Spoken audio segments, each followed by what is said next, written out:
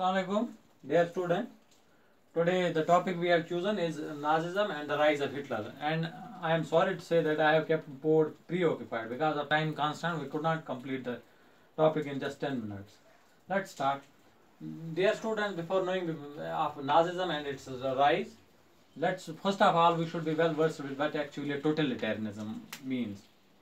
See, after at the start of 20th century, the autocracy and other things associated with they had relegated behind, and a new trend of democracy, republican government, franchise, say universal franchise, they had become a trend. So, but unfortunately, after in 1913 when World War First started, and at the end of World War First, it was obvious that this post-war era is very difficult, and people had to face very hardships. They associated everything with their new form of the government. They deemed that it's the cause of their misery, rather their miserable plight. So they were in need of the form of the government which earlier they had, in which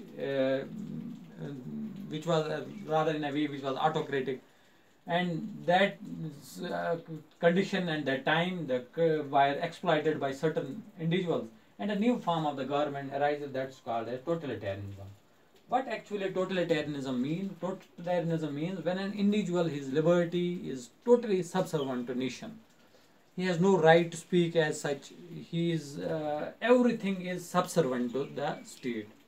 He has no right to express his views, because everything is weighed what will be its effect on the national interest. So that form of government was called as totalitarianism. Rather, it is called totalitarianism. Its characteristic, it believed in the dictatorial regime, that there should be one authority. Even the philosophers that at that time in Germany, like Nietzsche and others, they believed that there should be only one authority, and their authority should be completely centralized. That was against individual liberty, because it has no scope for this intellectual innovations and other things, and it deemed that individual liberty should be totally subservient. It should be curtailed so that they will not create a mess in state. Extreme nationalism was started. If we will take example of the totalitarianism in Germany, which was called as Nazism, they taught that Nazis, they believed they belonged to Aryan race, and they propounded that Aryans are the superior most race in the world. So, dear listeners, totalitarianism had different forms in different countries, but the three main countries in which it had a deep-rooted in this penetration in the society, that was Nazism in Germany, fascism in Italy, and militarism in Japan, because all the three countries were that time a power to be reckoned with. So, totalitarianism in these three countries, that is highly highlighted. So let's, since our system, our topic is Nazism, let's concentrate our idea to Nazism. Nazism started in Germany, was started by Adolf von Hitler, who had participated in World War First. After end of the World War First, he gave certain 25 points, program points. He had actually formed a party that was called the National Social German Workers Party, and later on it became to be named as Nazi Party. He strictly and vehemently opposed those Republican government that time. He associated all those miseries of the people with the new form of the government. So he actually started as a propaganda, and slowly his status rose, and in 1932 elections he showed a good performance. In 1933 he was selected as a chancellor. Soon within 4 months, the president at the time, he died, and Hitler usurped his powers, and he began to be called as Führer. That means all powerful.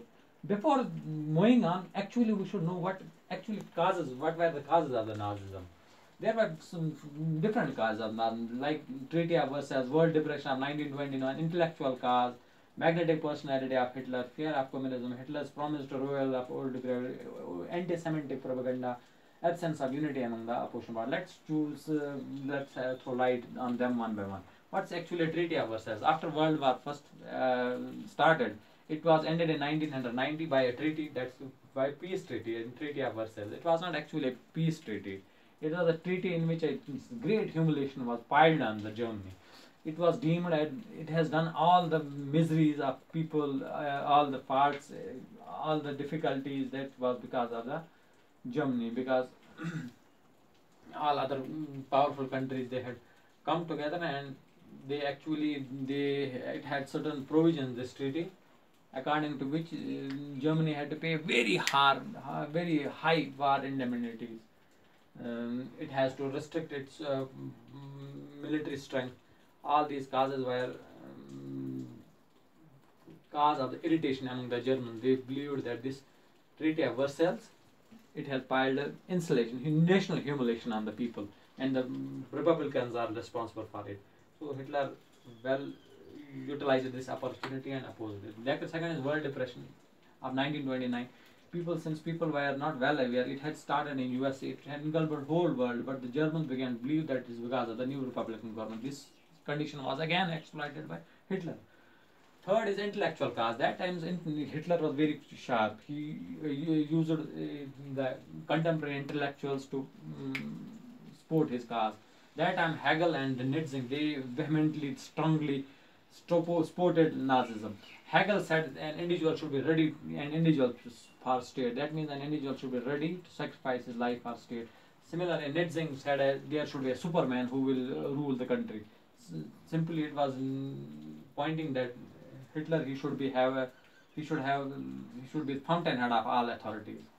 Third is magnetic personality of Hitler. Hitler he had a charismatic personality. He was well orated. He knew how to touch the nerve endings of the people. He had great art in mobilizing people. Fear of communism. See, if you will see, almost whole of the Europe had a capitalist society. So, since Nazism or Hitler, they strongly vehemently opposed socialism. So the capitalists in Europe, they secretly or open-heartedly supported Hitler, and Hitler helped them to curb communism. And if they had this